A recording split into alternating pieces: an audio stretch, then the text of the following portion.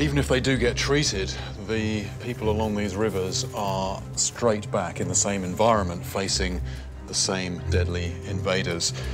Now, I know I don't have a botfly larva because it's very easy to check for the telltale signs.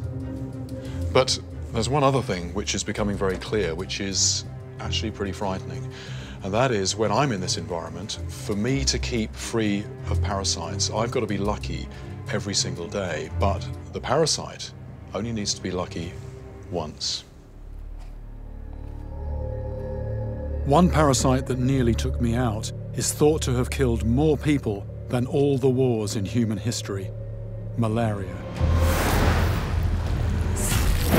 That experience is just burnt into my memory. It was 1990, on a trip to find the Goliath tigerfish in the Congo. One night I was bitten by so many mosquitoes that the parasites overwhelmed my anti-malarial medication. 10 days later, the sweats and chills started. It was so bad that even in sweltering heat, the disease sent me into uncontrollable shivers. And after losing count of the number of days that I'd suffered, I took the pharmaceutical equivalent of a nuclear bomb. That probably saved my life.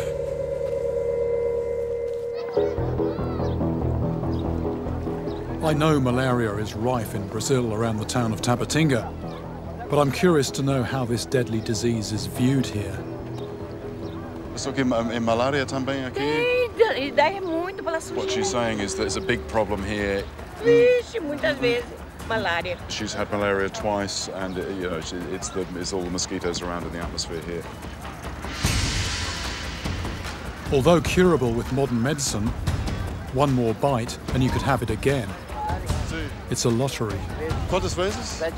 7 vezes. Yeah, this man has had malaria 7 times. He went to a medical post, they treated it. He said it didn't work. He actually had a traditional remedy, and he said that cleared it up, and it's not come back for 10 years. He says if I want to understand how malaria is sometimes treated in this remote part of the Amazon, I need to visit a Ticuna shaman a few miles upstream. His patients today are 2 young girls, Maria and Diane, who were struck down by the disease only a few days ago. So what we've done, we've actually cut a piece of vine. That's then going to be boiled up with water to make a preparation to give to the patient. The malaria parasites have travelled to the girls' livers and reproduced. The new parasites then spread into their bloodstream, where they attacked the red blood cells. It's when these cells break apart that the fever and nausea start. This ancient remedy contains a bark, and bark is the source of quinine, a modern anti-malarial drug that we use in the West. It's coming up to that time when the mosquitoes start flying, so I'm well covered up, and then the bits that aren't covered, get the repellent on. This is a US military chemical used in the Vietnam War and commonly known as DEET.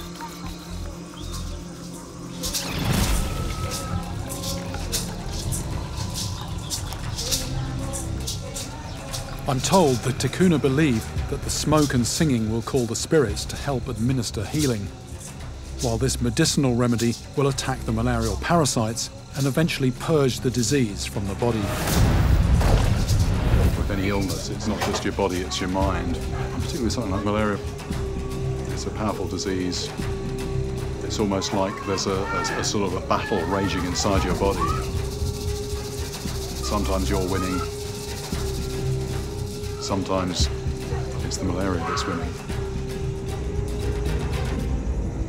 If you haven't had malaria, those girls, looking at them, they look fine, but what happens is it intensifies and then it quietens down, and then you actually feel better. And if you didn't know what it was, you'd think maybe that you're cured, but then it comes back, and it can come back so badly. Even if it's not going to kill you, you actually want to die. It can be that bad.